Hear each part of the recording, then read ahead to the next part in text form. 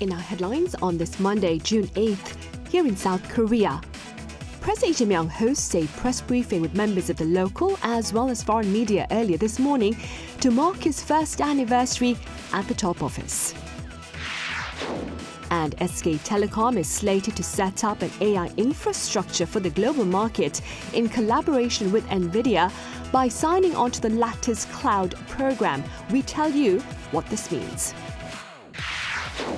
Meanwhile, talk about the memory chip cycle potentially peaking earlier than expected sent both the South Korean stock market and its currency tumbling during trade on this Monday. We start here on the domestic front today with details from President Lee Jae-myung's conference with the local and foreign media, during which he addressed, that is, a host of issues, including North Korea's nuclear weapons. Our Blue House correspondent Yoon Jung-min covers his remarks. 2026년 올해를 세계 어떤 나라도 대신할 수 없는 대체 불가 대한민국의 담대한 꿈이 시작되는 해로 만들겠습니다. This was President Lee Jae-myung in a press conference on Monday at the Blue House, looking back on his 1 year in office and laying out what visions he has for the next year. Appearing in a tie representing his resolution from 1 year ago, he vowed to do his utmost in a nearly 3-hour-long press conference. On North Korea, he called for a halt in the regime's production of nuclear materials as a short-term goal and denuclearization as a long-term goal. President Lee assessed that Pyongyang continues making nuclear materials and upgrading its intercontinental ballistic missile capabilities to sustain the regime, even noting the possibility of exporting nuclear materials overseas. 저는 지금 현재 상태로 이 상황을 중단시키는 것만 해도 국제사회나 한반도에 도움이 된다고 생각해요. 그래서 제가 말씀드리는 것은 우리가 비핵화라는 목표를 포기하지 말자. Acknowledging that the inter-Korean ties have hit lows in recent years, the South Korean commander-in-chief vowed to continue the peace drive.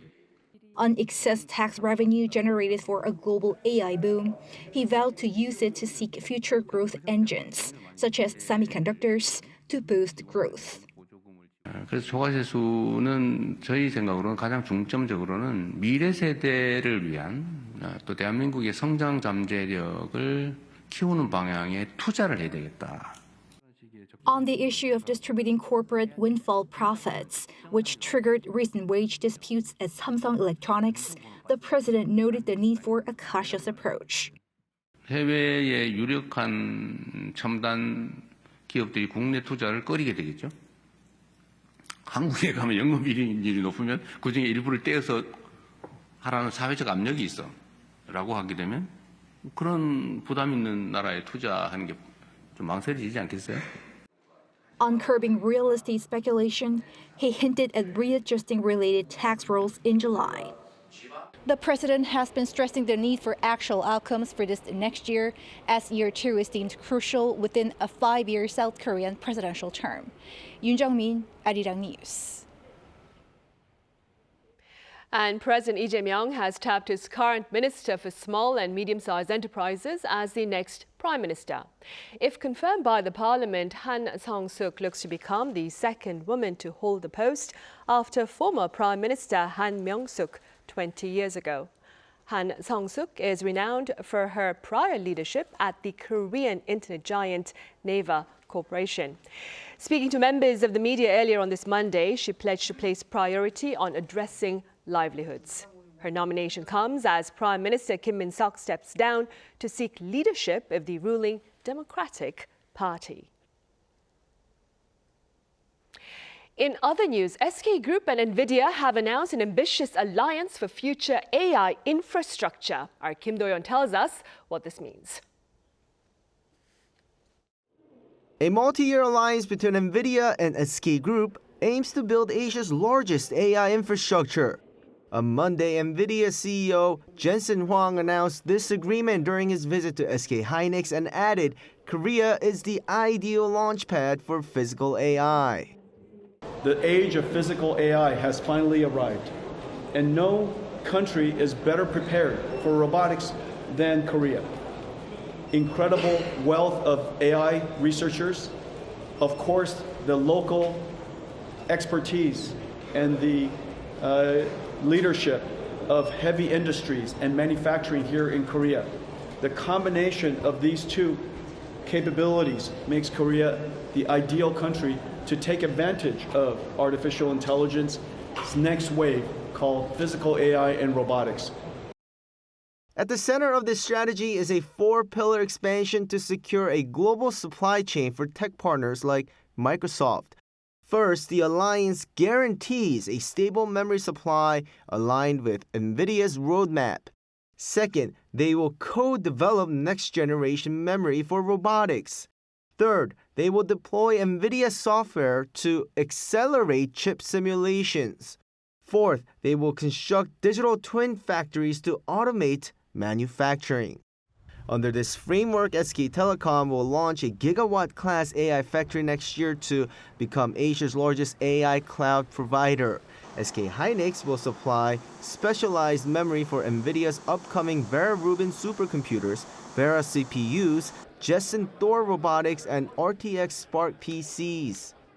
SK Group says the deal shifts their relationship from a supply contractor to an alliance. We are now elevating our partnership to a broader collaboration between SK Group and Nvidia. There are two main points. First, we will build future AI factories together.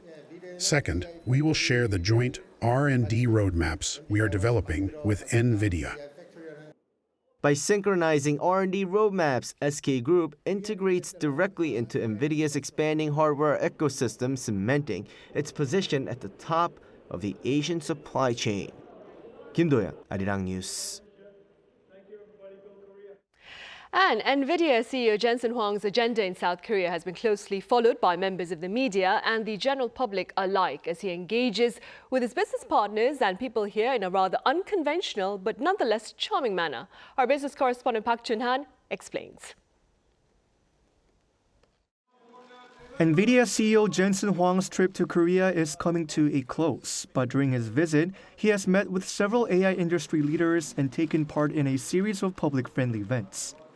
After arriving in Korea, Nvidia CEO Jensen Huang's first stop wasn't a major tech exhibition or a closed-door meeting with corporate leaders. Instead, he went to a PC Bang, the local name for an internet cafe. For Nvidia, Korean PC Bangs hold a special meaning. Huang has already said that Korea's esports culture and PC Bangs played a foundational role in Nvidia's early growth, both at an event with T1's Faker last Friday and during the APEC Summit last November. Nvidia, GeForce, and Korea esports grew up together. So I loved you for a long time. Thank you.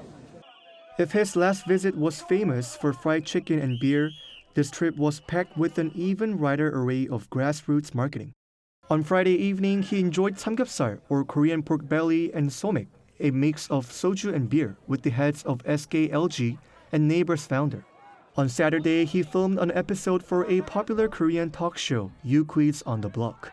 On Sunday, he threw the ceremonial first pitch at a Doosan Bears baseball game alongside the Doosan Group's chairman, before heading back to his favorite fried chicken spot, Gambu-chicken, that evening.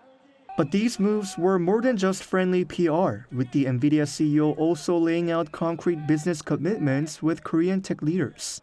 Huang announced that he had brought 4 gifts aimed at creating new business opportunities in Korea, including plans to establish a new Nvidia research center.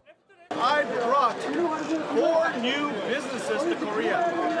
Vera Rubin, Vera, RTX Spark, and our Jetson Thor. With Jensen Huang promising to return to Korea more frequently, investors are eyeing what this strategic friendship will yield next. Park Jun-han, Arirang News. Meanwhile, rampant talk about the memory chip cycle potentially peaking earlier than expected sent both the South Korean stock market and its currency tumbling during trade on this Monday. Our Kim Ji-dong covers this latest plunge. Panic selling swept through Korea's financial markets on Monday, dragging stocks lower and pushing the Korean won to a 17-year low. The benchmark KOSPI closed at 7,484.41, down 8.29% from the previous session. Just 3 minutes into trading, the KOSPI triggered a circuit breaker after falling more than 8%. Trading was halted for 20 minutes, with the index at around the 7,470 mark when the curb took effect. The secondary KOSDAQ also closed down over 9% after triggering a sell-side sidecar and later a circuit breaker during the session. Monday's sell-off came after a major global investment bank warned last week that the memory chip cycle could peak sooner than expected. The report triggered a sharp decline in U.S. semiconductor stocks, spilling over into Korean markets. Pressure also persisted in the currency market, with the $1 exchange rate closing the regular session at 1,535 won to the dollar. Earlier in the day, the exchange rate opened at 1,552.2 won, up more than 16 won from the previous session. This marked the highest opening level since the global financial crisis in 2009. Korea's energy import dependence has long left the won vulnerable to external shocks, while continued foreign selling of Korean stocks has further weighed on the currency. Renewed expectations of further Fed rate hikes also lent support to the dollar on Monday. Markets are scaling back expectations for Federal Reserve rate cuts after U.S. employment data for May and the previous 2 months were revised upward. That has supported the dollar and weighed further on the Korean won.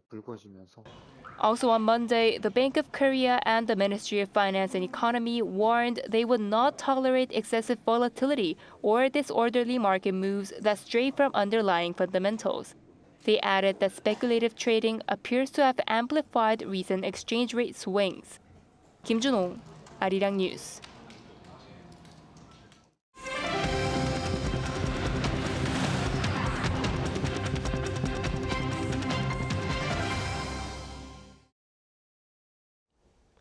Chinese President Xi Jinping is in North Korea for a rare visit as of this Monday. And while his agenda has yet to be announced, a scholar here in South Korea believes the summit between Beijing and Pyongyang holds both symbolic as well as strategic implications.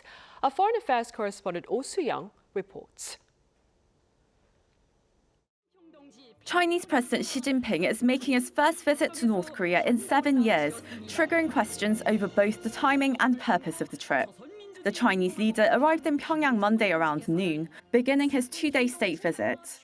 This marks his first trip to North Korea since June 2019 and his first face-to-face summit with regime leader Kim Jong-un in 9 months. It also comes ahead of the anniversary of the July 11th North Korea-China treaty that underpins their military and security ties. Ahead of the visit, Xi contributed to a front-page article in North Korea's ruling party newspaper, the Rodong-sinmun, to call for closer strategic coordination between Beijing and Pyongyang, deeming their friendship unbreakable. He said they should jointly promote a multipolar world and inclusive economic globalization, while defending the international system centered on the United Nations and the international order based on international law. From China's perspective, rather than specific agenda items, the visit comes after the U.S.-China summit and the China-Russia summit. So China wants to send an external message that it is leading the East Asian Security Order or even the broader global diplomatic and security order. For Beijing, there is actually not much to ask of Pyongyang. However, from North Korea's perspective, it still needs China's political and economic support. North Korea's biggest concern is how to secure Chinese support once the Russia-Ukraine war eventually comes to an end. One example is the Wonsan Karma Resort project, which Kim Jong-un has personally prioritized. For that project to succeed, North Korea needs large numbers of Chinese tourists. But the biggest question is, how far is China willing to engage North Korea on nuclear issues? The topic drew renewed attention after Washington said last month's Trump-Xi summit reaffirmed the shared goal of denuclearization on the Korean peninsula. Pyongyang has pushed back strongly. On Sunday, the North Korean leader's powerful sister Kim Yo-jong said Pyongyang's status as a nuclear weapons state was an irreversible reality and that no outside pressure would change that fact. The Unification Ministry said Monday that it will not make assumptions at this point about whether Kim and Xi may take steps to recognise the North as a nuclear state. The ministry said it will closely watch the outcome of the talks as they unfold. Oh Soo-young, Arirang News. The Trump administration's joint military campaign with Israel against Iran has now hit past the 100th day, and speaking on an American television talk show that aired this past weekend, Donald Trump insisted that a deal was on the horizon and reaffirmed intentions to eliminate Iran's highly enriched uranium. Our Lee Seung-jae has more. President Donald Trump says the United States is close to reaching a deal with Iran to end the 3-month conflict between the two countries, but insists any agreement must permanently prevent Tehran from obtaining nuclear weapons. In an interview with NBC's Meet the Press, Trump said that if a deal is reached, the U.S. would work alongside Iran to retrieve and destroy its stockpile of highly enriched uranium. He said the material could either be destroyed on site or removed and disposed of elsewhere under American supervision. However, Trump warned that if negotiations fail, Washington would take further military action against Iran and continue degrading its military capabilities before moving to secure the uranium independently. He stressed that the U.S. would ensure the operation could be carried out safely, with or without Iranian cooperation. Trump also highlighted America's surveillance capabilities, saying U.S. Space Force assets can closely monitor Iran's nuclear facilities using advanced space-based technology. The president described the two sides as very close to an agreement, but said he is seeking tougher language in the proposed deal. According to Trump, Iran has already agreed not to develop nuclear weapons, but he wants additional provisions barring Tehran from purchasing, acquiring, or otherwise obtaining nuclear weapons from outside sources. Trump said Iranian negotiators initially resisted the demand, but eventually softened their opposition. He also offered a rare assessment of Iran's new leadership following the deaths of former Supreme Leader Ali Khamenei and several senior officials during the conflict. Trump described the new leadership as more rational and pragmatic, and said Khamenei's son, Mojtaba Khamenei, is involved in the approval process for any agreement. Trump added that he remains open to direct talks with Iran's new supreme leader as negotiations continue. Lee Seung-jae, Arirang News. Well, despite that invitation for direct dialogue from Mr. Trump to Tehran's leadership, Israel and Iran are trading fire, threatening the fragile ceasefire between the U.S. and Iran. Our Cho Young-eun has the latest. Israel launched airstrikes early Monday, targeting Iran in response to missile attacks from Tehran, in a move that threatens to escalate tensions in the Middle East further.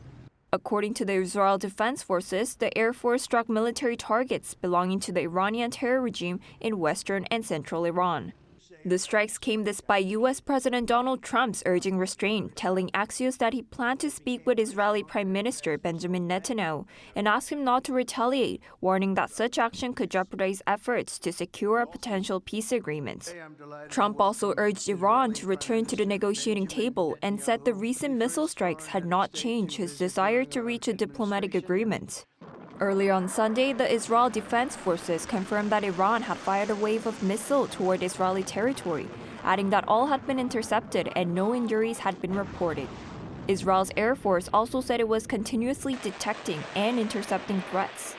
Iran's Islamic Revolutionary Guard Corps said in a statement that intensive attacks targeting areas in northern Israel marked the beginning of a full week of continuous strikes, and also warned Tel Aviv that an attack on Iran would be met with a devastating and overwhelming response. Israel responded with its own warning. The Iranian terrorist regime made a grave mistake when it once again chose terrorism. The regime is trying to create a new equation by carrying out a direct attack against us in response to IDF strikes in Dahiyah. The escalation follows an Israeli strike on the southern suburbs of Beirut, a stronghold of the militant group Hezbollah. According to Lebanon's health ministry, the two Israeli airstrikes targeted apartment buildings and killed at least 2 people while injuring more than 20 others. Israel defended the strike, saying that it had targeted what it called terrorist headquarters in Beirut. Cho Young-eun, Arirang News.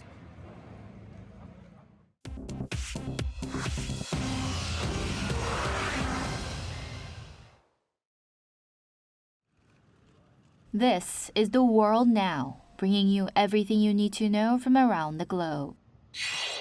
In London, the leaders of Britain, France, and Germany backed Ukrainian President Vladimir Zelensky's call for direct peace talks with Russia's Vladimir Putin, saying Europe would play an active role in any negotiations. In a joint statement on Sunday, UK Prime Minister Keir Starmer, German Chancellor Friedrich Merz, and French President Emmanuel Macron endorsed Zelensky's open letter to Putin proposing face-to-face dialogue to end the four-year war. The leaders set out conditions for any deal, including an immediate ceasefire, legally binding security guarantees for Ukraine, including a multinational force, and the release of frozen Russian assets only after Russia compensates Ukraine for war damages. Putin rejected the offer, saying it did not come across as sincere, and he saw no point in meeting. Iran's national football team landed in Tijuana, Mexico on Sunday ahead of 3 World Cup matches in the United States. The squad flew in from Turkey, where they had been training for 3 weeks, choosing Mexico as their base camp after uncertainty over U.S. visas and a reluctance to spend time on American soil. The U.S. awarded visas to all players on Friday, but denied entry to 15 other team members, including key administrative staff, a move Iran's Football Federation called a violation of FIFA regulations. Iran plays its first match against New Zealand on June 15th near Los Angeles. Former Manchester United and Tottenham Hotspur midfielder Christian Eriksen collapsed on the pitch for the second time. Eriksen was representing his country Denmark during a friendly match against Ukraine on Sunday when he collapsed, but he was conscious and walking within minutes. The 34-year-old clutched his chest before falling to the ground 20 minutes into the second half, mirroring scenes from his collapse at the European Championship in 2021, where he required life-saving CPR. The team doctor said the pacemaker implanted after the 2021 incident appeared to be working as it should, and that Christian is doing well. Eriksen asked team staff to tell the players he was okay. The match was abandoned, with Denmark leading by 2-1. SpaceX has attracted roughly $150 billion in investor demand for its initial public offering, about double the $75 billion it is seeking to raise, according to people familiar with the matter. The oversubscription rate is considered modest for a highly anticipated listing, but is impressive given it is the largest IPO in history. Final demand figures could change before pricing next week. As well as its rocket launches and Starlink internet system, SpaceX told investors it sees a $23 trillion market opportunity across its artificial intelligence businesses. Chu Ji-hyun, Arirang News.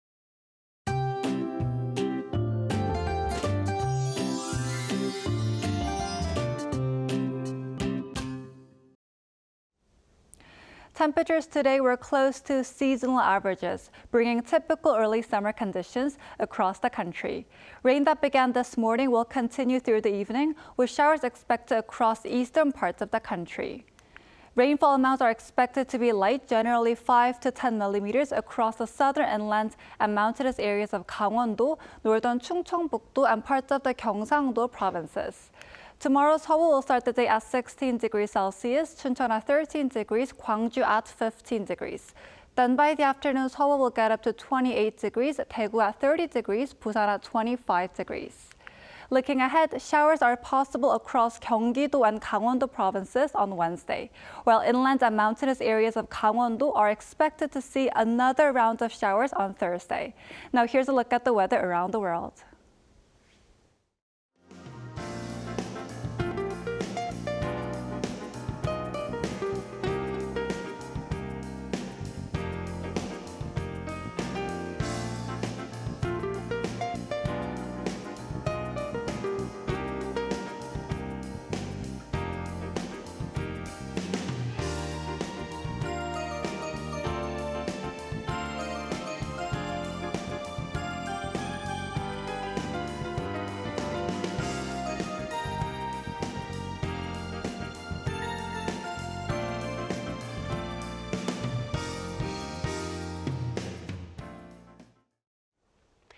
Those are the headlines at this hour here in South Korea. Coming up right after this break is our daily panel session, during which we address the Lee Jae-myung administration's first anniversary. So do stay with us. Thank you for now.